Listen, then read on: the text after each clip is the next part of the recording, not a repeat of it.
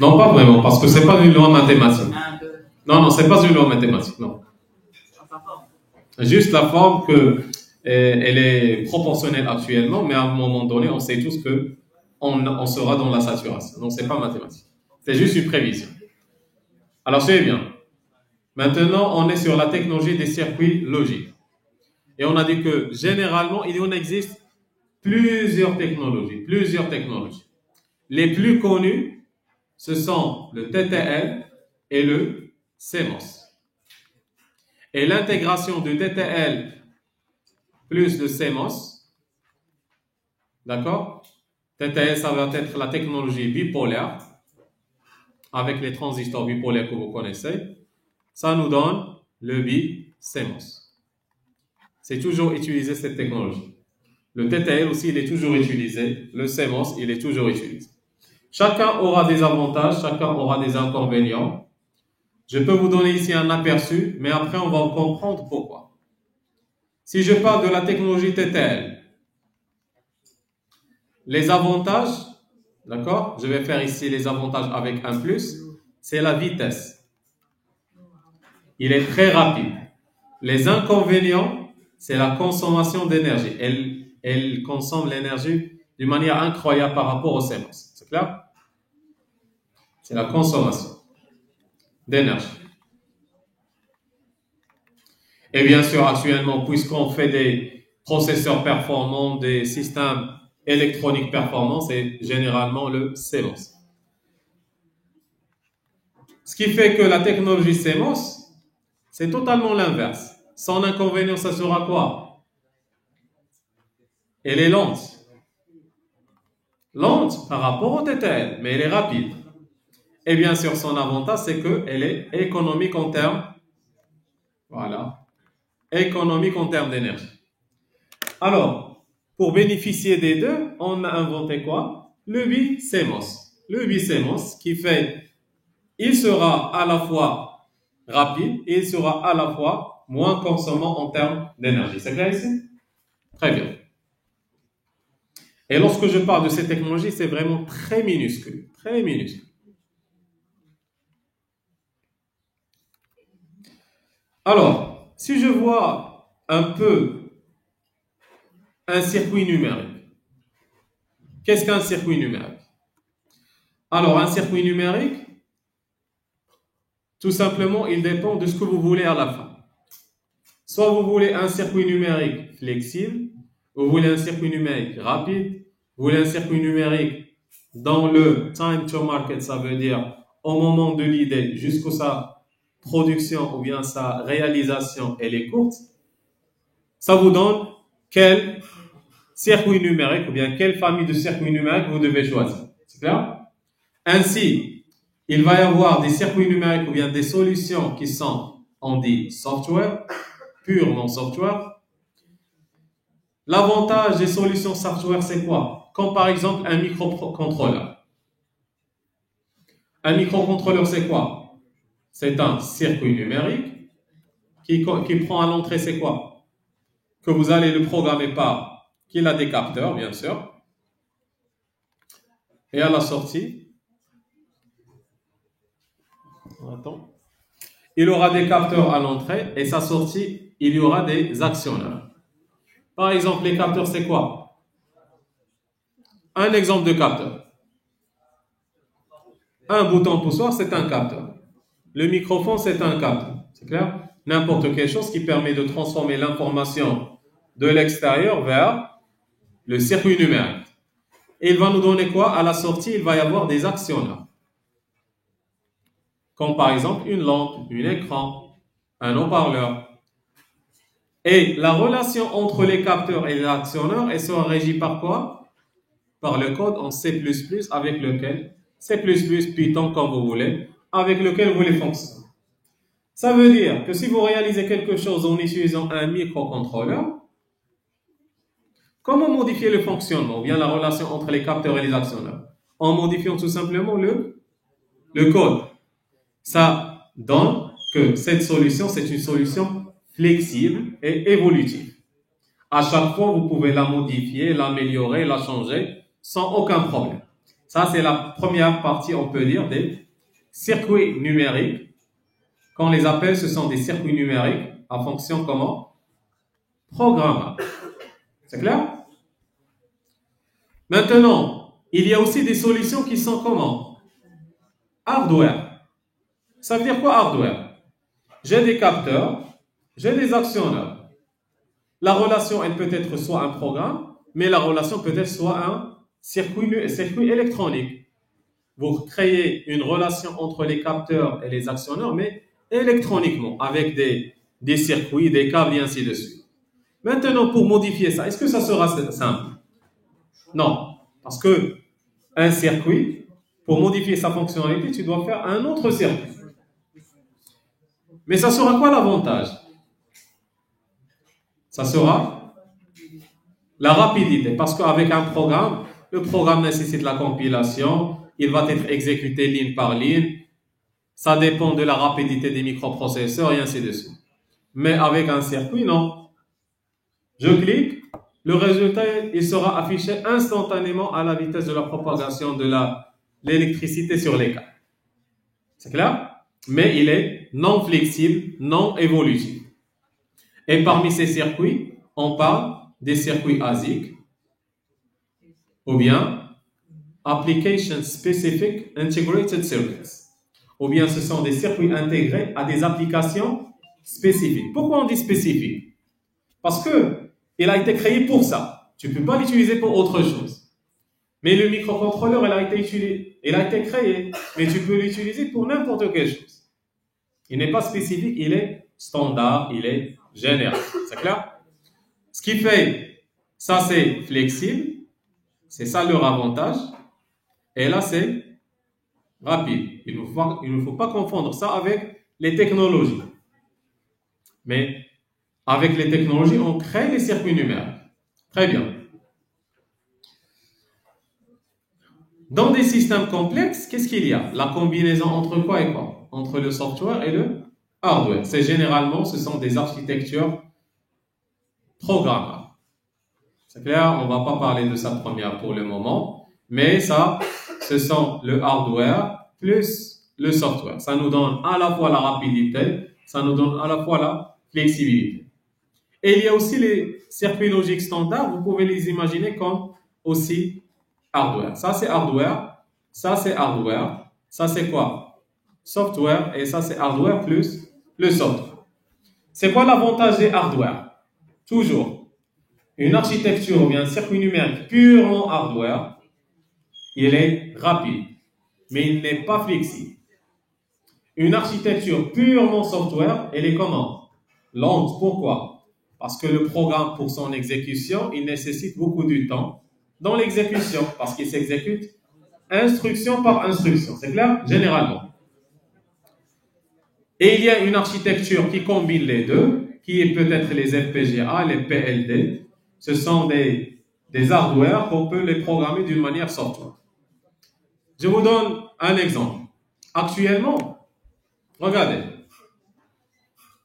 Actuellement, pour créer, suivez bien, pour créer un microprocesseur, qu'est-ce qu'on utilise? Moi, je suis une société, une entreprise qui veut créer un microcontrôleur. C'est clair? Il y a une entreprise qui s'appelle peut-être ARM, on va parler de ça par la suite, qui vend le schéma, ou bien ce qu'on appelle le software, un processeur sous forme de logiciel, que vous allez l'acheter et programmer votre matériel avec le processeur développé par une autre entreprise. Ce qui fait, en faisant ça, votre circuit devient un microprocesseur. Ce qui fait, à la fin, vous obtenez quoi? Un hardware. Mais sur la base de quoi? D'un software. C'est ça le mélange entre les deux. C'est clair? Et ce qui permet de faire ça, ce sont les FPGA. Field Programmable Gate Array. Ce sont des portes logiques programmables. Field Programmable Gate Array. Ce sont des portes logiques programmables. Bien sûr, on ne va pas entrer dans ces détails parce que ça nécessite uniquement un module pour étudier les FPGA. Mais j'aimerais que vous voyez les choses. Les circuits numériques, il y en a plusieurs. Il y en a ceux purement software, purement hardware. Il y a la combinaison entre les deux. C'est clair ici? Lorsqu'on dit quelque chose software, c'est que pour fonctionner, pour qu'elle réalise ce qu'on attend d'elle, elle doit être programmée par un programme, Python, C++ et les logiciels que vous connaissez. Les autres hardware, ils ne nécessitent pas la programmation. Ce sont des circuits électroniques comme on les a étudiés. Transistors, diodes, et ainsi de suite. Ça, c'est la panoplie des circuits numériques qui existent. Alors, on avance.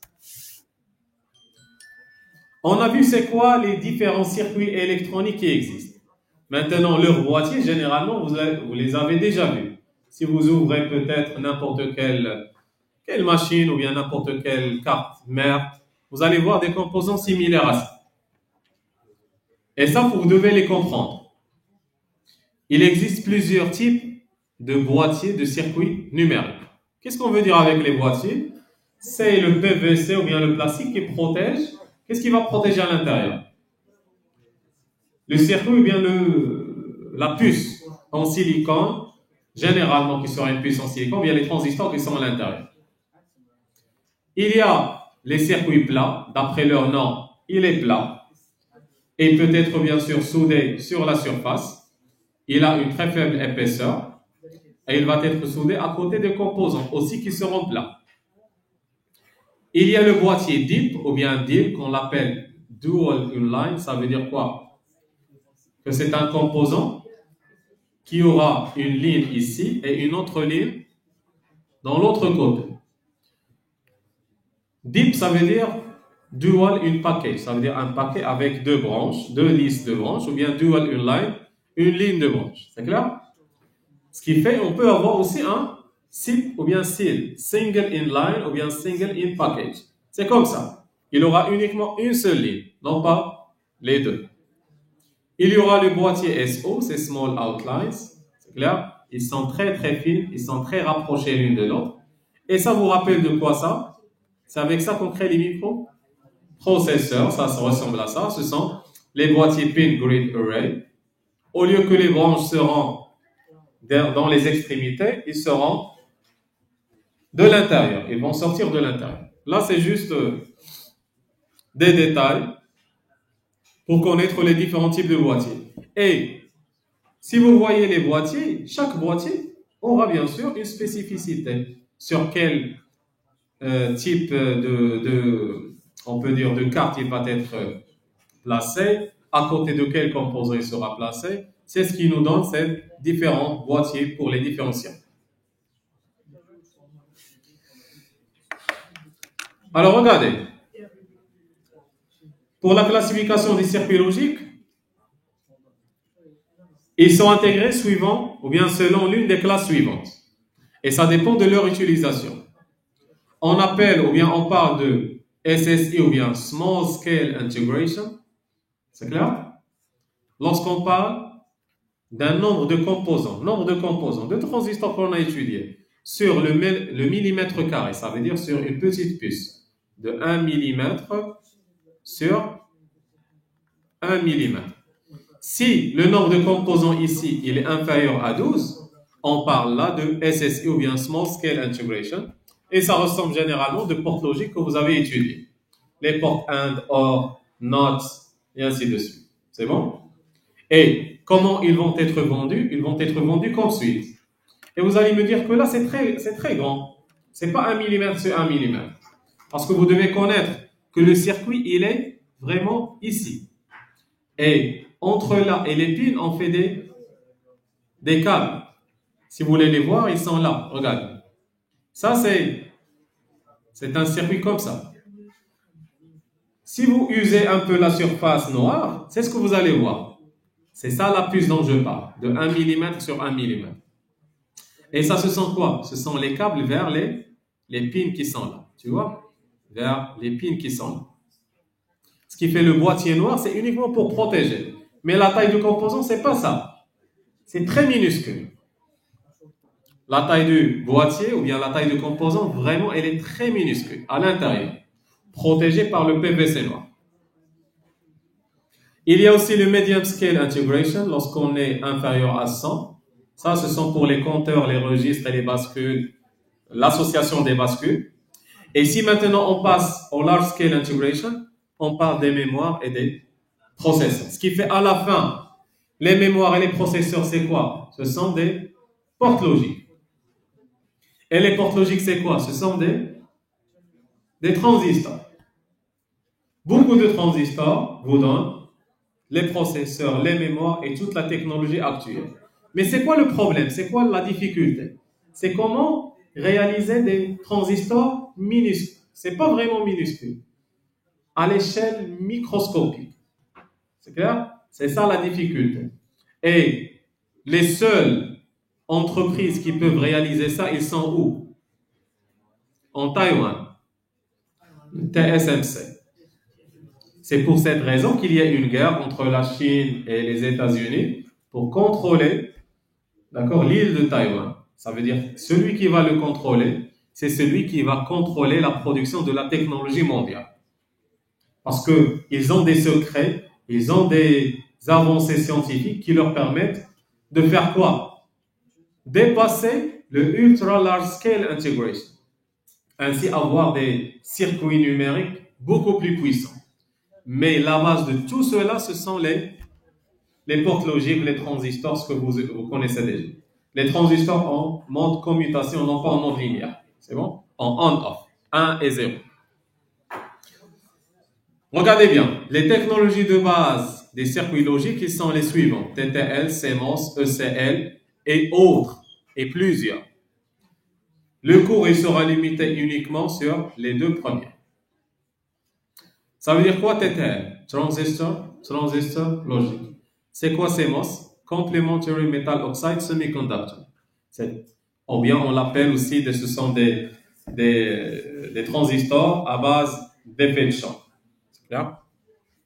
Même fonctionnement, même logique. Alors prêtez-moi votre attention, maintenant on va entamer l'essentiel du cours, chose que vous aurez dans les travaux dirigés et même dans les examens. Alors la notion logique de la numérique, c'était quoi ce que vous avez étudié? 0 et 1.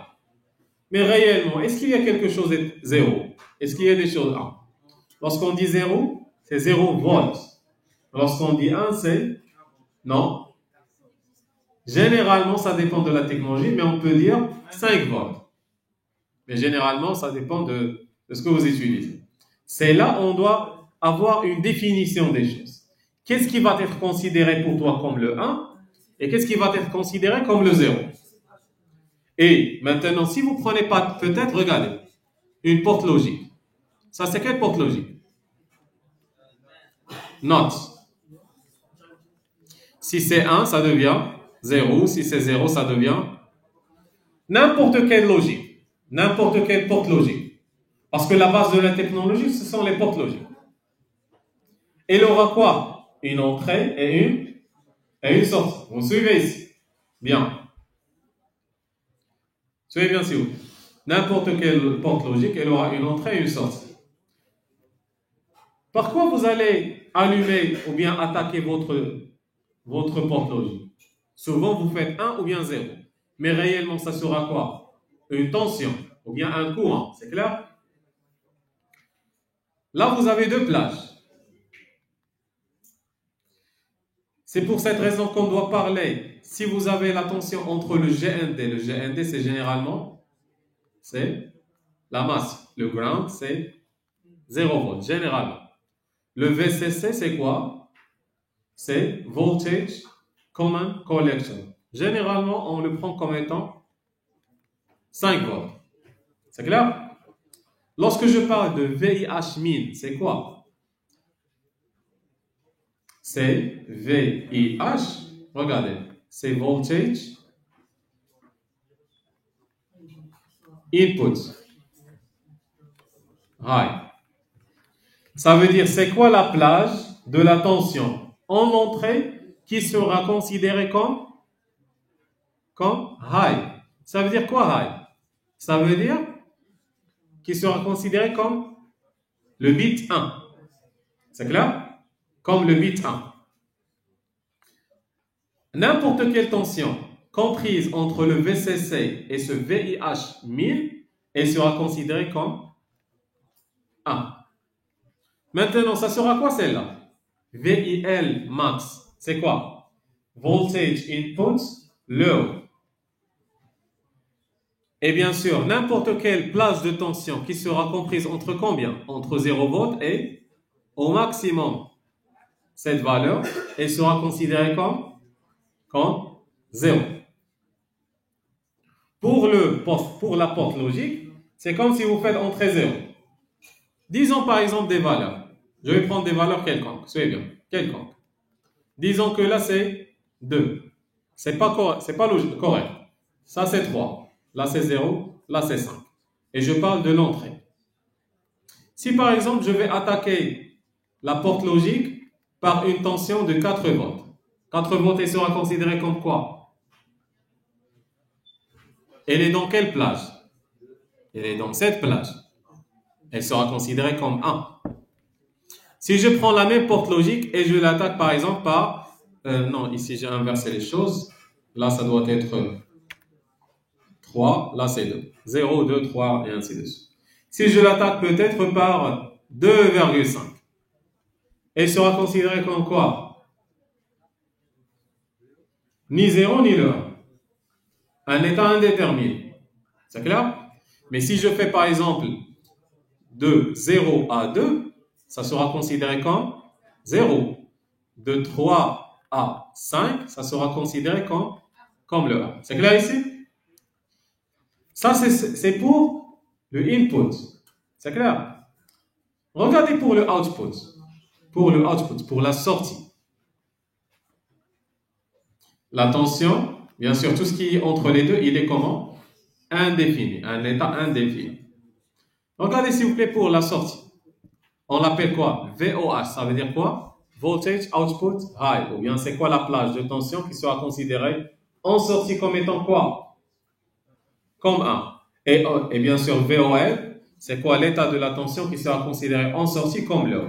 À votre avis, pourquoi le VOH min, il est, ou bien pourquoi la plage, cette plage, elle est petite par rapport à cette plage? Pour quelle raison à votre avis? Il n'y a pas de résistance, pas de consommation. Qui a fait ça? C'est nous. C'est nous qui a défini ça. C'est nous qui a programmé les transistors, ou bien les portes logiques, de cette manière. Pourquoi, à votre avis, on les a programmés comme suit? Programmés, non pas logiques. Regardez, prenons 2 portes logiques. Prenons par exemple ça.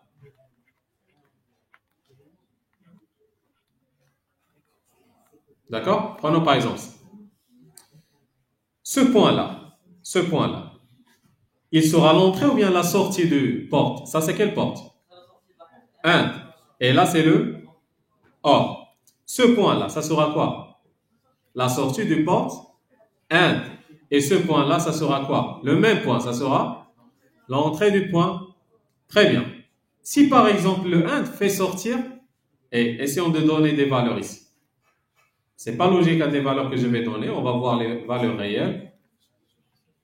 Et je vais dire ici c'est 0. Et là peut-être 1. Et là c'est 4. Et là c'est 5.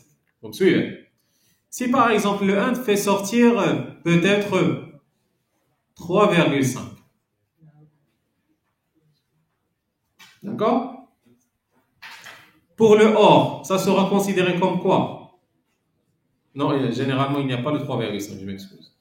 Quelles sont les plages de? Ça c'est sortie ou bien entrée? Ça c'est output, n'est-ce pas? Et là c'est input. Alors output, et là c'est input.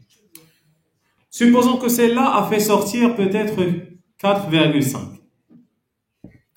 4,5, elle est là. Elle peut le faire sortir. Pour le input, ça sera 4,5. Elle sera toujours dans la plage. C'est comme si la première a sorti le 1, la deuxième a lit quoi? Le 1. Imaginons, les choses ils sont inversées. Ça veut dire que là, ça sera le VOH et là, ça sera le VIH. C'est clair? C'est bien. La diode, ou bien plutôt la porte logique 1, quels sont pour faire sortir le 1? Elle peut le faire sortir n'importe où entre 3 et 5. Peut-être elle va faire sortir, regardez, peut-être elle va faire sortir 3 volts. Le 3 volts, elle est où le 3 volts? Elle est là. Si celle-là, elle est en input, le 3 volts rencontre quoi? L'état indéfini. Ça veut dire quoi? Ça veut dire que toujours, il faut quoi? Il faut que l'entrée supporte plus que la sortie. Le output, ou bien le input, sera plus supérieur que le output. Pour que, si je fais cette association, c'est clair? Si je fais cette association, tout ce qui va sortir ici doit être incubé ici. Sinon, il va y avoir des états indéfinis. C'est pour cette raison que toujours le output, il sera un peu inférieur au input. C'est clair? Très bien. C'est ça la raison pour laquelle on a fait ça. On ne peut pas faire les deux d'une manière égale. Oui?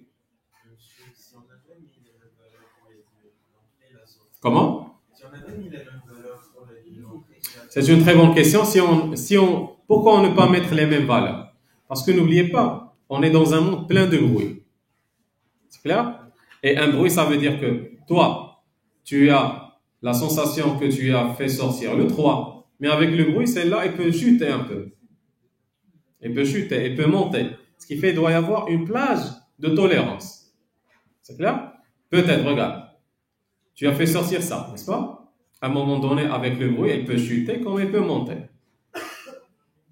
C'est clair? Ce qui fait là, tu dois avoir une plage de référence. On va discuter. J'aimerais discuter ça aujourd'hui parce que ça cause beaucoup de problèmes. Alors, prêtez-moi votre attention s'il vous plaît. Essayons de faire un autre exemple. Regarde. Prenons la même porte logique. Là, on est sur la technologie, d'accord? Sur la technologie. Ce point, on a dit, ça sera le output. Ce point, ça sera quoi? Input. Soyez bien.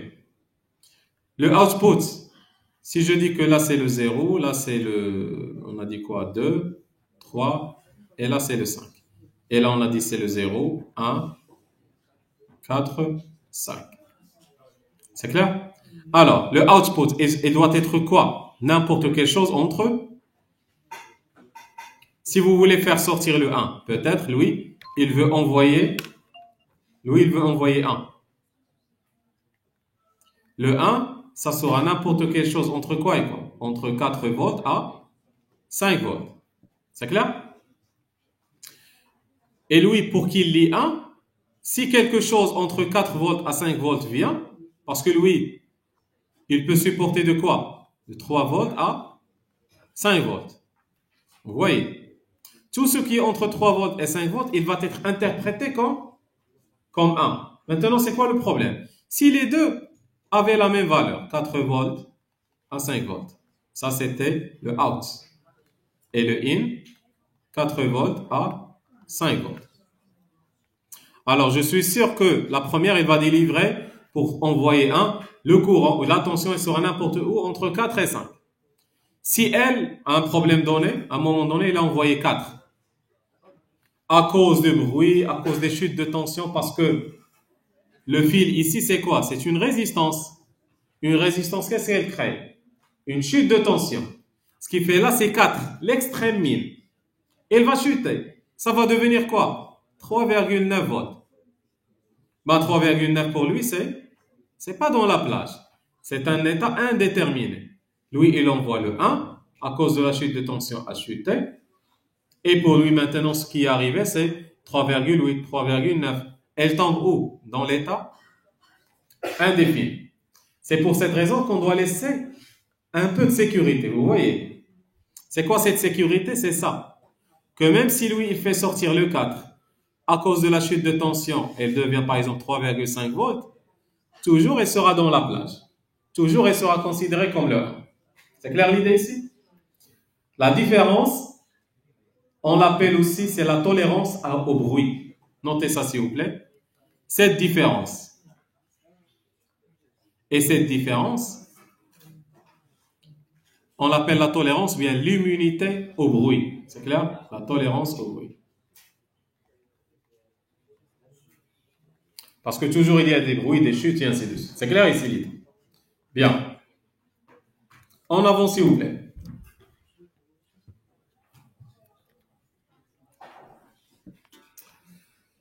Alors là, voilà, elle est là. Elle est dans ce diapo. La marge de bruit sans calculer pas. Alors, lorsqu'on veut connecter des circuits logiques, on doit respecter les compatibilités des niveaux logiques. Toujours le circuit 1 qui va alimenter le circuit 2, le circuit 1 sera considéré comme le output. Ce qui fait pour lui, je dois calculer le VOH et le VOL. Le circuit 2, puisque c'est lui qui va recevoir le signal, il va le recevoir en input. Pour lui, je dois calculer quoi? Le VIH et le VIL. Et pour que les choses soient compatibles, il faut quoi? Il faut quoi? Il faut que le V, c'est bien, il faut que le VIH min, ça c'est le VIH max, ça c'est le VIH min, oui ou non? Par rapport au VOH min, elle sera combien? Comment? Elle sera supérieure. C'est clair? Ce qui fait supérieur à plutôt à V quoi? À VOH min. Non, je m'excuse. Qu'est-ce que j'ai fait ici? Non. Voilà, on va faire le VOH min doit être comment ici? Le VOH min doit être comment? Parce que là, c'est une tension. Si ça, c'est 5 volts. Là, c'est 2 volts, 3 volts, on a dit. Ça, c'est 3 volts. Ça, c'est 5 volts. On peut dire là, c'est... là, on a dit 4. Peut-être on va faire 3. Qu'est-ce qu'il faut? Il faut que le VOH min doit être comment? Supérieur à VIH min. Pour que quoi? Pour que le VOH min moins le VIH min soit supérieur à quoi? Et c'est ça la compatibilité. C'est clair, s'il vous plaît? Et de la même façon, s'il vous plaît, qu'est-ce qu'il faut? Il faut que le VOL max, comment? Le VOL max doit être comment, s'il vous plaît? Inférieur ou bien supérieur? Regardez bien. Il doit être inférieur. Avec quoi? VIL max. Dans ce cas, qu'est-ce que vous aurez? Cette équation. C'est clair, s'il vous plaît? Si, pour vérifier la compatibilité, il faut vérifier combien de conditions? 2 conditions. Une condition en high et une condition en low. Si une des conditions n'est pas correcte, qu'est-ce qu'on va dire? Si l'une des conditions n'est pas vérifiée, on va dire c'est non compatible. Ça veut dire ce circuit, il est non compatible avec ce circuit. Tu ne peux pas faire l'association des choses. Juste si une condition n'est pas satisfaite. Très bien. Et gardez s'il vous plaît ces valeurs. Toujours, il faut que le VOL max est inférieur à VIL max. Et il faut aussi que le VOH min supérieur à VIH min. C'est bon? Prenez ça s'il vous plaît. Maintenant, c'est quoi la marge de bruit tolérée? C'est quoi la marge de bruit? C'est cette différence. La marge de bruit, regardez, c'est cette petite différence. C'est ça la marge de bruit, c'est cette petite différence. C'est quoi cette marge de bruit? La marge de bruit à l'état haut, c'est quoi? C'est le VOH min moins le VIH min. C'est correct. Ça, c'est le VOH min. Et là, c'est le VIH min. C'est cette plage. Et la marge de bruit tolérée pour l'état low, c'est quoi? C'est celle-là max, le VIL max, moins le VOL max. C'est cette plage. Ils ne doivent pas être égaux.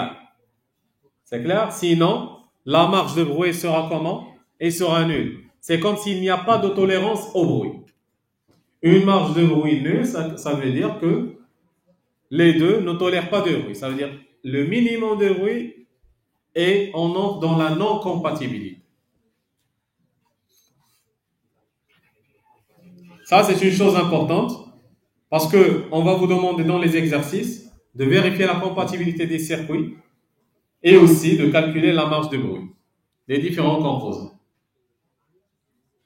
Et toujours, le output, il est petit à l'input. C'est l'input qui doit être plus grand que le output. C'est bon?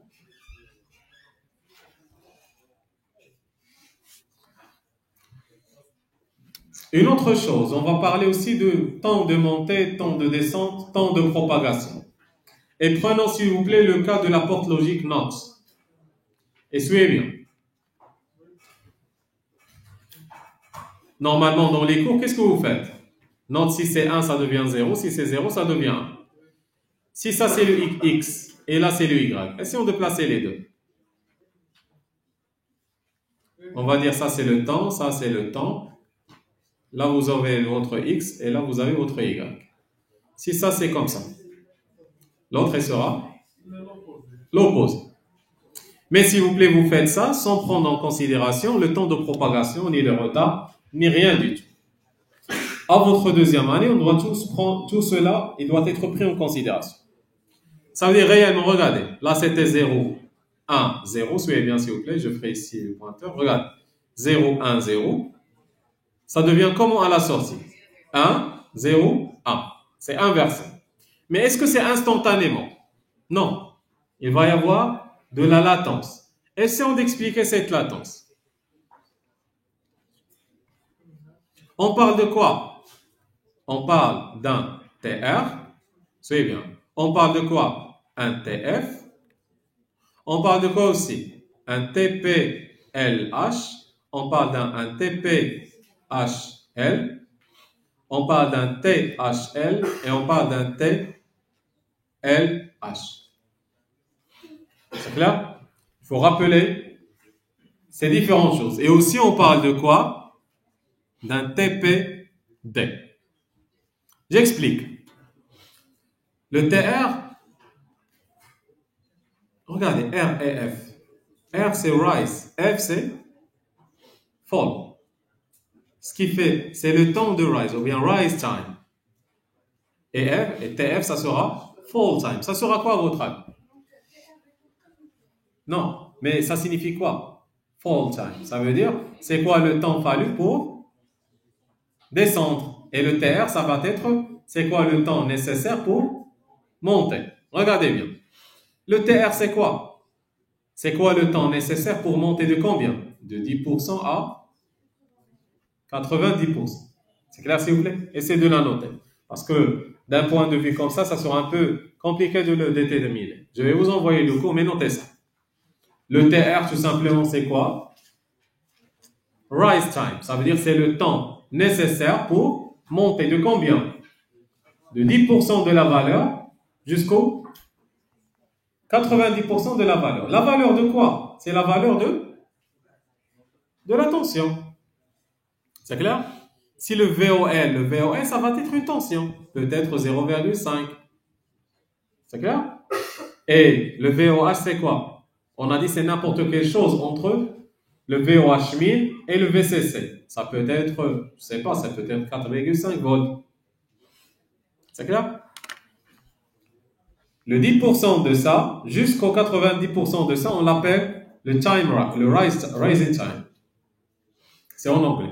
Ce qui fait le TF, ça sera l'opposé. C'est quoi le temps nécessaire pour descendre de combien?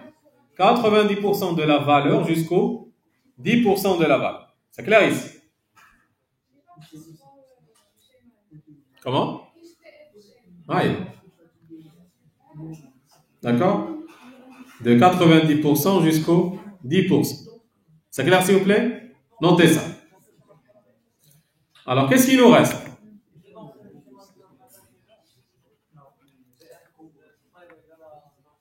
Comment? Oui? Ben, dans ce schéma. Oui, mais dans d'autres schémas, c'est rien. C'est clair? Peut-être le montée, il est plus rapide que la descente. Mais tout cela, vous allez le trouver où? Où est-ce que vous allez trouver ces informations? Dans le document constructeur. Vous allez acheter des portes logiques. Avec les portes logiques, on vous donne tout un catalogue, peut-être de 10 pages. Il contient tous ces détails. Et on va voir comment calculer la compatibilité aussi avec ces détails. Maintenant, qu'est-ce qu'il nous reste? On a fait ça, on a fait ça.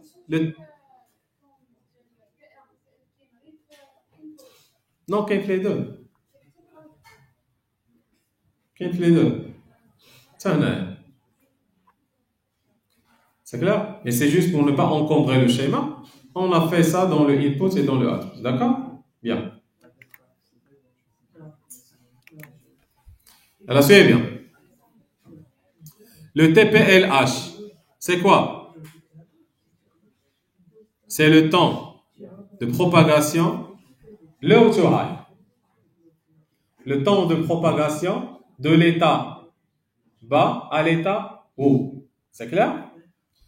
C'est quoi le temps de propagation? Ça veut dire c'est le temps nécessaire pour que l'information de l'entrée arrive à la sortie. Alors, suivez bien comment on le calcule. Ça commence de quoi? Regardez par exemple la porte logique, ou bien c'est le changement d'état.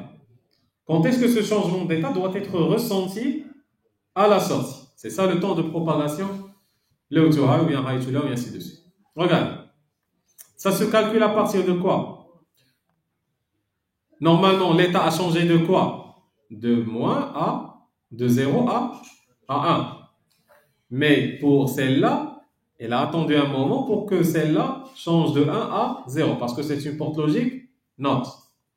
Comment on le calcule? Regardez. À partir de 50% du changement de la première jusqu'au 50% du changement à l'extérieur. Parce que là, c'est quoi? C'est l'entrée. Alors, je vais vous expliquer. Et ça, c'est quoi? C'est la sortie. Où est le 50% ici? C'est ça. Où est le 50% ici? C'est ça. Mesurez entre ça et ça, qu'est-ce que vous aurez? Ah, il y a le TPHL. Vous le voyez. Entre quoi? 50% de la première au 50% de la deuxième. Ça veut dire un changement dans l'entrée a nécessité combien de temps pour qu'il soit perçu à la sortie? Pourquoi on l'appelait high to low? Pour que la sortie change de high to low. Et ça sera quoi low to high? C'est le contraire. Où est le low to high? Un changement à l'entrée à 50%, il a nécessité combien de temps pour donner un changement à la sortie? Mais un changement à la sortie de combien? De low to high. De l'état bas à l'état haut. On l'appelle quoi? Le TPLH. C'est clair, s'il vous plaît? Très bien.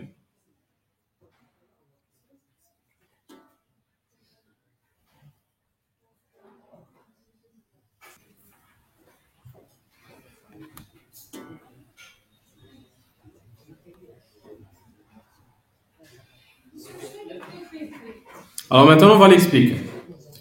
TPT, c'est quoi? La question que tu as soulevée tout à l'heure, c'était est-ce que le TR, elle est dans les deux? Oui, elle est dans les deux.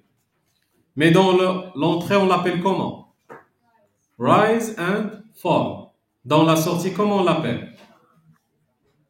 High to low and low to high. Il faut faire la différence. Parce que l'entrée, elle a été commise par qui? Par un autre signal qui ne dépend pas du composant. Pour donner la différence. C'est pas la même chose, mais ça veut dire la même chose. C'est clair? Le TR, il a été causé par qui? Par le signal. Parce que qui va attaquer la porte NAND? C'est pas le NAND. C'est quelque chose, que ce soit l'utilisateur, que ce soit une autre porte logique. Mais qui va être créé ou bien causé par la porte logique qu'on étudie, c'est le TR. C'est sa sortie. Comment elle a changé? Combien de temps elle a fait? Ce qui fait, on peut noter que le TR et le TH, c'est lorsque vous avez quoi? Le input. Son équivalent en output, ça sera quoi?